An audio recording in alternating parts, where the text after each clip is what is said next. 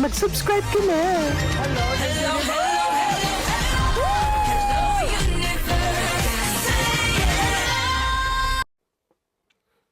Hello mga buweks! Magandang araw sa inyong lahat. Galaw-galaw para hindi mapaimburnal.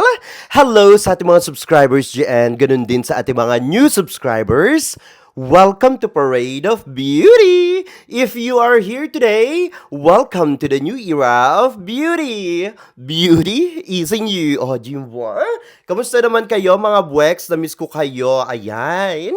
Hello po sa mga nanonood dyan. Please don't forget to subscribe to my channel. Click your notification bell para mas updated kayo sa ating mga chika everyday and night sa mundo ng pageantry. And please like this video. Thank you sa mga nag-likes.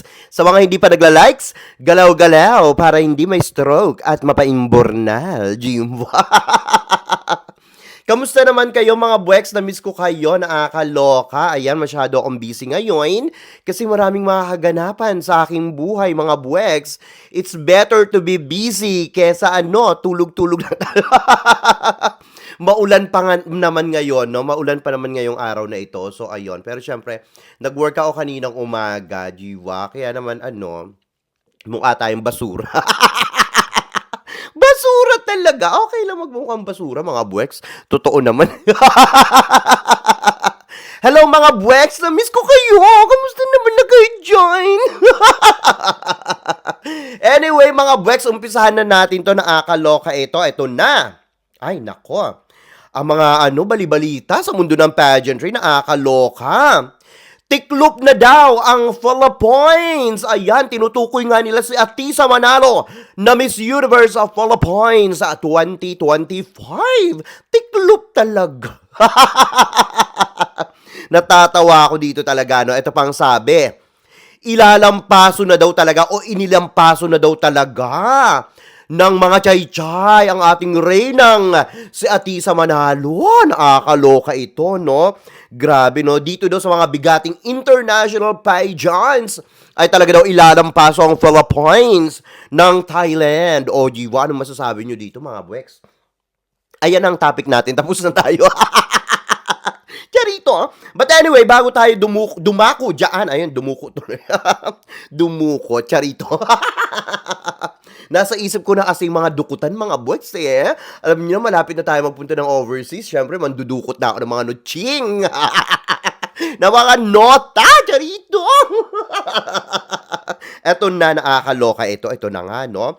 Anyway, dito muna tayo. Breaking news daw. The Philippines wins big in Malaysia. Ay, nakakaloka ito, mga buweks, ha? Alam niyo talaga, lucky charm talaga natin yung Malaysia pagdating sa international pageants. Diba?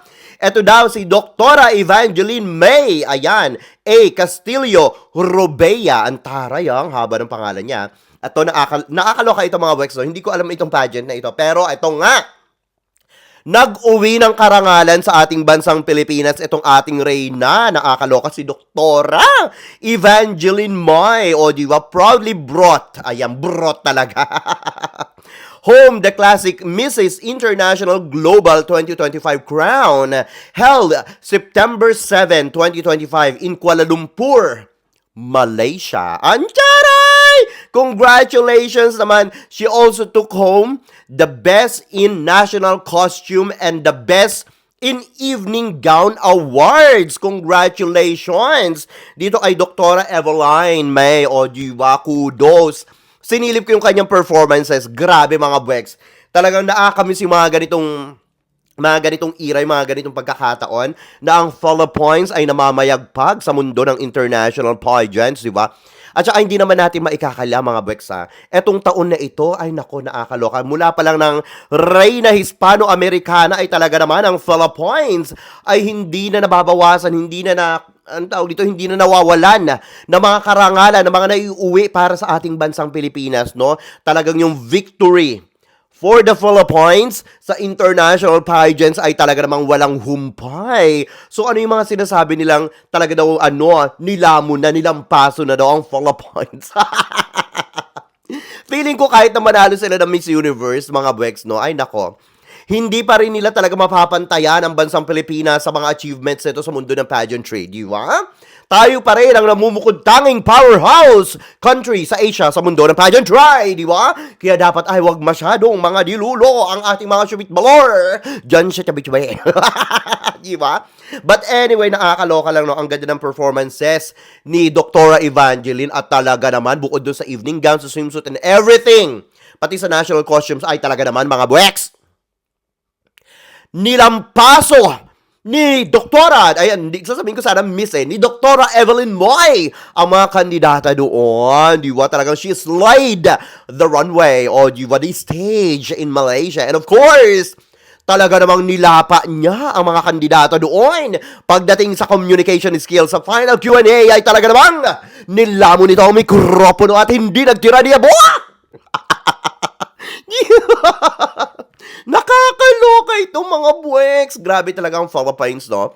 Pagdating sa international pageants, hindi man ganun kaganda or let's say maganda-maganda, talagang bumubula ang bunganga ng ating mga kandidata, di ba? Yung iba dyan, hindi naman talaga yung parang malakatiryo na gray ang bugahan, mga kung sino man yan, Iliana Marie Aduana, mga ganyan, di ba? Mala Nicole Cordoves ang mga bugahan, mala Alexi Brooks ang bugahan, hindi man sila ganun mga buweks. Pero one thing is for sure, Philippines is Philippines. Diba kung sinasabi nga nilang Venezuela is Venezuela, well, Philippines is Philippines po rin. Diba? Kaya naman congratulations talaga dito sa ating reigning si Doktora Evelyn Moy. O diba? Congratulations and thank you for bringing pride to our country, the Philippines. O diba? Ayan, kudos sa iyo. Ito pa ang tagumpay ng Pilipinas, mga boys. Akala ko nga siya yung mananalo eh.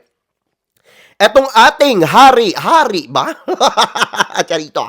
Hari naman tayo ngayon. Congratulations daw kay Kenneth Marcelino. Ayan, no? Mr. Cosmopolitan 2025 na nakapag-uwi ng first runner-up lang naman sa bansang Chai-Chai o Jinwa. Ito, ang dami nagsasabi sa comment section ng sinasabi, hindi yan mananalo kasi ang lambot, kasi baklita yan or whatsoever. Walang masama sa paglaban niya doon sa Cosmopolitan kahit na sabihin nating baklita siya or whatsoever or bisexual or whatever member ng LGBT. Walang kinalaman yan. Ang mahalaga doon ang representation ng Pilipinas sa pamamagitan ni Kenneth, di ba? Ni Kenneth dito sa Thailand, yun ang pinaka-importante at talaga naman. Mula umpisa ay hindi niya ipinahiya ang ating bansa. Talagang lumaban ng bonggang-bongga kaysa ganun yung mga puro ganun yung picture niya, pero pagdating na ng preliminary at finals, kahit doon sa National Costume Competition ay talaga namang he's laid the runway. O diwa, talagang namumukod tangi ang Pilipinas na talagang malakas makipagbardagulan doon sa laban na yon, diwa. Talagang hindi siya nagpatumpik-tumpik. Nakakaloka ito. Talagang inilaban niya ng buong puso, buong kaluluwa ang ating bansang Pilipino, diwa.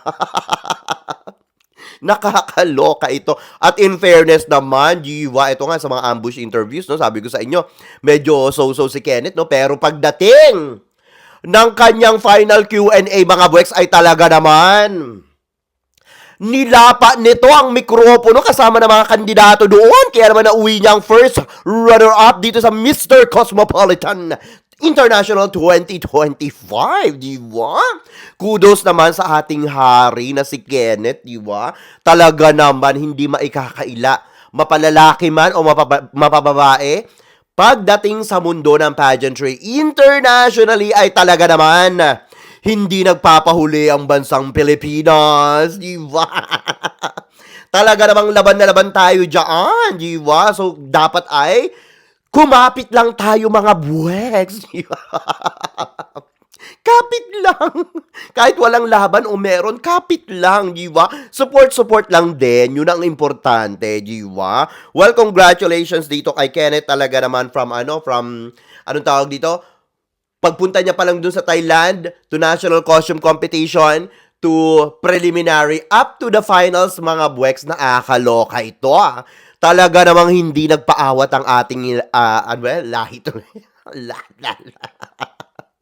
Hari, di ba? Hindi nagpakabog. Naalala ko tuloy si Nigeria. Gagawa sana ako ng hot picks eh. Gagawin ko sanang number 1 si ano, si Kenneth no Marcelino. Kaya lang hindi ko naman kasi siya nasubaybayan. At saka napakaigsi lang ng ano ng duration ng pageant. Unfair naman kung hindi ko nasubaybayan tapos gagawa ako ng hot picks, di ba? But anyway, panigurado ko may maiuwi talaga si Marcelino kasi kitang-kita naman mga buweks. Kung sino yung may mga itsura doon, kung sino talaga yung laban na laban doon, di ba? Kitang-kita naman si Nigeria laban na laban din. Kaya lang kasi si Nigeria parang may pagka-OA na, mga wex, di ba? Lalo na dun sa finals sa may paano siya, may patola, di ba? Laki-laki.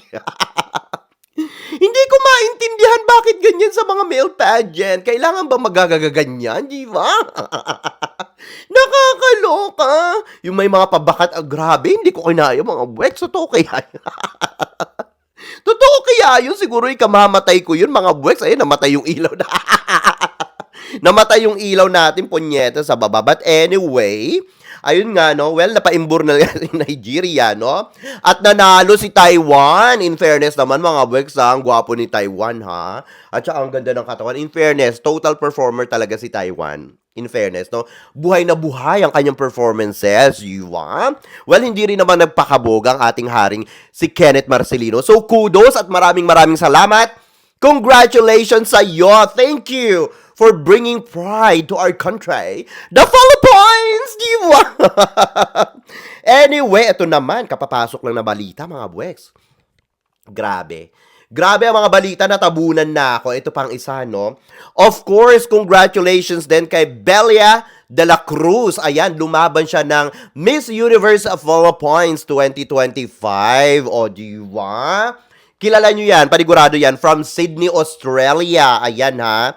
Siya na ngayon ay lumaban nung nakaraang gabi lang, no? Hindi ko nga alam na lalaban siya eh. Well, friends kami sa Instagram pero hindi naman ako sumisilip-silip sa kanya. Pero ayun nga, isa siya sa mga favorite faces talaga nung Miss Universe Philippines 2025. At nung nakita ko siya sa personal, ay talaga namang maganda ang ating Reyna, no? Filipina, rin to. Blooded din ito, mga buweks. Alalahanin nyo yan, di ba? At siya na ngayon ay Miss International Australia 2025, di ba? Talaga namang sabi ko sa kanya dun sa post ko, no, sabi ko, you are never denied, only redirected. O, di ba? Catriona Garay, ito, di ba, ang ang tag niya doon. Ito na nga, no, I believe she's very ready, no? She's very ready to represent Australia in upcoming Miss International 2025, di ba? At makikita natin siya dyan. Kasi media tayo dyan, mga buweks, alam nyo na. Nakakaloka, ang ganda, my gosh, dalawang Pilipina. Magbabardagulan kasama nga ang ating pambatong si Mirna Isguera ng Philippines. At ito nga si Bella de la Cruz, di ba? Na talaga namang purong-purong dugong Pilipina. Kaya lang, syempre, i-represent niya Australia. Okay lang yan, di ba? Kung hindi siya pinala dun sa isa, okay lang yun. At least, di ba, kahit papaano, naging training ground niya ang Miss Universe Philippines. Malaking tulong sa kanya yan, di ba? So, congratulations sa iyo, Bella de la Cruz. Ayan, aabangan ka namin sa Miss International 2025 na talaga namang napakaganda ng mukha nitong si Bella, di ba? Hindi natin maikakaila. She's so gorgeous. But anyway, eto na. Nakakaloka naman ito, Ang mga Indodilulo talagang pinupush nila itong si San Liliu ng Indonesia na lumalaban ngayon sa Miss Universe Indonesia. At ito nga mga chika-chika, mga buweks, no? Ang paglaban daw nito sa Miss Universe Indonesia 2025, mga buweks, ay para daw mga eme-eme lang. Dahil daw talaga daw, ito daw ang kukoronahan ngayong taon sa Miss Universe Indonesia 2025. Parang ang mga chika-chika doon sa comment section, parang formality na lang daw ito. Parang unfair naman yun, di ba? So, bakit pa sila nagpa-pageant, di ba? Kung meron naman palang kukoronahan na or sure win na, di ba? So, kawawa naman yung mga nandoon na lumalaban din na mga gumagastos sa Miss Universe Indonesia 2025. Kung ganyan pala ang chika, di dapat sana ina-point na lang nila si San Liliu, di ba? Kesa paggastusin pa yung mga ibang kandidata doon na hindi naman pala sila mananalo, di ba? Nakakaloka ito. At ito nga ang chika-chika ng mga Indo.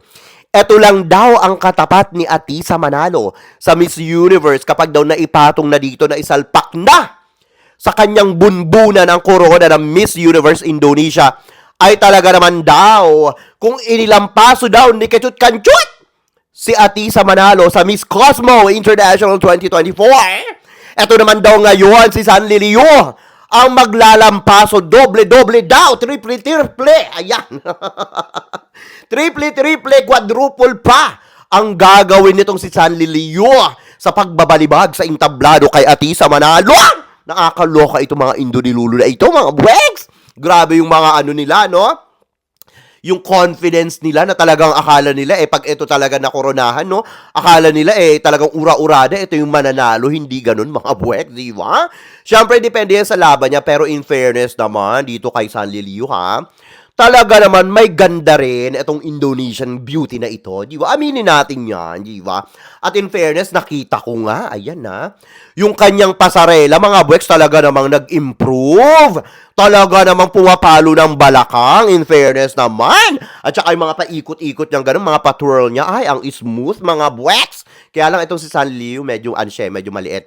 Pero yung kanyang Q&A trainer ay walang iba kundi si Michelle, ang ating kababayan from the Philippines na talaga naman namamayagpag sa pagte-train sa Q&A na mga iba't ibang lahi. O diwa, tinrain niya rin si Puerto Rico nung tama ba yun si Puerto Rico? Ayan, yung nanalo sa isang pageant. Anong pageant ito? Sa Miss Universal, ayan, sa Universal Woman, ayan, yung nanalo doon, etong taon, no, siya rin yung nag-train ang ating kababayang Pinay, o diwa, kudos sa kanya. But anyway, good luck dito kay Sanli Liu. Actually, I like her, no, I like her beauty, her skin tone, yung kanyang pagpupursige, no, yung kanyang mga galawan, yung kanyang mga, lahat ng ginagawa niya. Kumbaga, hindi naman talaga kailangang, anong tawag dito, mag-away-away mga pageant fans, diba? Hindi ko alam kung bakit binabardagul talaga. Alam niyo, sa totoo lang, kalaban talaga natin dito, mga Indonesians, sa totoo lang, no? Hindi yung mga kapwa natin Pinoy, minsan yung mga vloggers, nagbabardagulan yan. Nagbabardagulan yan yung mga pageant fans, mga ganyan, no? Siyempre, pag national pageants or international pageants, before international pageants, aminado tayo dyan, no? Yung mga pageant vloggers, nagbabardagulan yan. Pero at the end of the day, mga buweks, tayo pa rin mga Pilipino, kahit na sino pa yan, pageant pages, pageant vloggers, lahat yan ay iisa lang ang dugong nananalaytay. At yan ay dugong Pilipino, tayo pa rin ang magsasama-sama sa huli. Lalo na pag rumurolyo na ang mga camera dito sa mga international pageants na ito. But anyway, tingnan natin kung hanggang saan makakarating ang beauty kit nitong si Sanli Liu. Sa tingin nyo ba, kaya niyang ilampaso ang nag-iisang Atisa Manalo? O, diba? Anyway, ito naman, nakakaloka ito. Ang sabi nga dito, si Vina Pravirar Singh, ayan, no? At si Sarunrat Puag Pipat, ayan, ang Miss Universe Thailand 2025. Ganun din ang Miss Grand International Thailand 2025. Ay talaga namang naglabas ng pangmalakasang pictorial, mga buweks. O, diba? Silver and gold, ang ganda ng combination, di ba? So, eto nga, nakakaloka ito. Talaga daw, sigurado na daw ang Thailand sa back-to-back for international pageant. O, di ba? Kasi ang sabi daw ng mga Chai, iisa daw ang empire. O, di ba? Sabi nga nila, hindi, sabi ko, no. Two powerful queens, di ba? Two powerful Thai queens. Diba? In one frame. Diba? Talaga namang powerful. Siyempre, Chai yan, diba? Siyempre, Vina Pravinar. Tapos, ang lakas din ng kanilang Miss Grand Thailand 2025. At ang ganda ng boses, mga buweks. Artist siya, diba? Pero eto nga. Ang sabi nila, ito daw dalawang ito. Posible daw mag-back-to-back at maiuwi ang corona ng Miss Universe 2025 at Miss Grand International 2025. So, paano na ang back-to-back ng Philippines? Nakakaloka ito!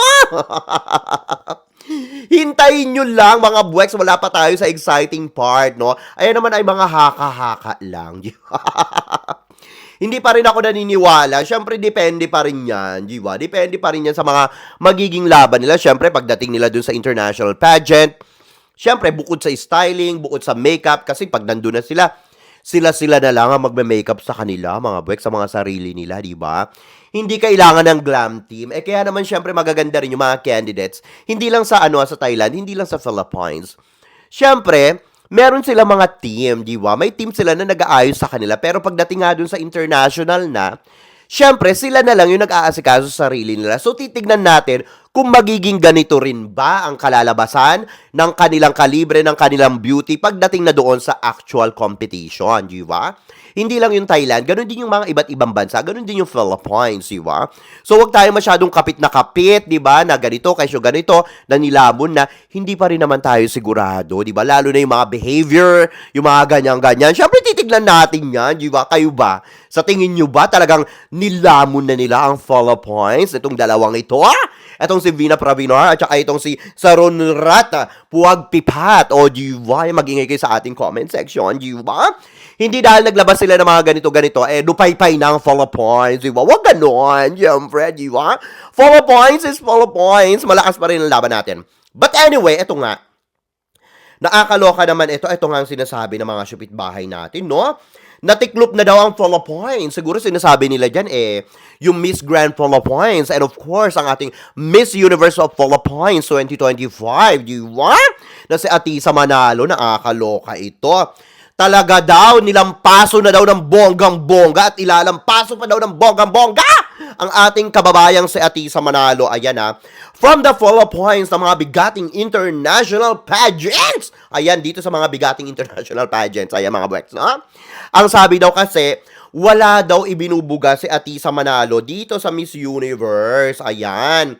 Hindi daw nakikita ng mga chay-chay at saka ng mga Indo-dilulo na pangmalakasan daw si Atisa Manalo. Kasi nga, yung mga styling daw ni Atisa Manalo, kung hindi daw maluwag, masikip. Sana all, masikip, di ba? Kung hindi daw masikip, maluwag. Kung hindi daw maluwag at masikip, hindi daw bagay kay Atisa Manalo. Nakakaloka ito. Well, kung ganyan yung nakikita ng iba, paano pa tayo? Ato lang mga buweks, sa totoo lang hindi ako naniniwalang mahina tayo. Hindi ako naniniwalang wala tayong laban. Of course, napakalakas ang laban natin. Napakalakas ang laban natin. Pero, in terms of, kung ikukumpara let's say, hindi naman, tama ba? O sige, ikumpara na lang natin. Kung ikukumpara mo kay Vina Pravinar, yes, sobrang lakas ng laban natin, mga buweks. Kayang-kaya ni Atisa Manalong ilampaso kahit si Vina Pravinar, mga buweks. Pero, pagdating sa styling, kung talagang, kasi hindi naman pwedeng beauty lang, di ba? Hindi naman pwedeng ganon. Siyempre, kailangan lahat balance. Beauty, yung styling, brain, and all, di ba? Kasi kung ano lang yan, kung iisa lang, kung beauty lang yan, tas wala ka naman pinapakita mga pasabog, talagang hindi siya magiging balance, mga buweks. Paano mo bibigyan ng corona yung isang reyna na wala namang ipinapakita mga ganito, ganyan. In fairness naman kay Atisa Manalo, kahit papaano, nagpapakita naman siya ng mga styling, ng mga OOTDs niya, di ba? Pero yun nga lang, hindi pa siya ganun kapasabog. And from that, dun talaga, nalalamon talaga siya ni Vina Pravinar. Sa part na yon, mga buweks, aminin man natin sa hindi, talagang pasabog yung styling ni Vina Pravinar. Pero in terms naman sa beauty talaga, mga buweks, hindi mo maitatanggi na Atisa Manalo is talaga namang mas angat. Angat na angat ang kanyang beauty. And of course, yung haba ng legs, mga buweks, yung pasarela, di ba? At yung bugahan ng bunganga, hindi man si Atisa Manalo ay tulad nila Catriona, Gray Alexi, Brooks, ganyan-ganyan, no? Panigurado ko, Atisa Manalo can actually communicate, yung communication skills niya, ay mas gusto ko pa rin kumpara dun sa iba, di ba? Iba pa rin, di ba? Siyempre, titignan pa rin natin yan. Hindi pa naman rumurolyo ang camera sa Miss Universe, di ba? Wala pa namang mga judge doon. Wala pa namang mga judges, di ba? So, bakit sasabihin nanalo na yung mga hot picks na ganyan, mga Bex? Mga obserbasyon lang yan, di ba? Depende sa styling, depende sa mga pasabog, depende sa ganda, ganun-ganon, di ba? Pero hindi ibig sabihin, sila na yung mananalo, mga Bex. Huwag kayong masyadong patola, di ba? Support pa rin tayo sa ating mga reyna. Ganun lang yun. Diba? Nakakaloka yung mga kapitbahay natin na feeling nila talaga nasungkit ng corona. Wala pa nga ang kompetisyon. Diba? talagang nilampaso. Saan yung nilampaso? Paano ilalampaso? Hindi pa nga sila nakikita in person. Eh baka mamaya makita ni Vina Pravinar si Atisa Manalo in person, mapanganga na lang ito ng buhok. Mapanganga na lang siya, di ba? Maano tawag dito, magkaroon na ng muscle cramp sa bunganga. Kasi nga nanatili lang gano'n ang bunganga, nangangana. But anyway, mga buweks, ano masasabi nyo dito sa ating mga chika ngayong araw na ito? Mag-iingay kayo sa ating comment section para makita ko rin ang inyong mga opinion. Sa tingin nyo ba talagang nilampaso na ng mga Chai-Chai International Pageants Miss Grand Thailand 2025 at Miss Universe Thailand 2025 ang ating mga pambato dito sa international, mga bigating international pageants na ito? Mag-iingay sa ating comment section ngayon na! Bilisan nyo! Nakakaloka ito. Hanggang sa susunod nating mga chika-chikahain. Bye for now, mga blacks, and I love you all. Bye! See ya!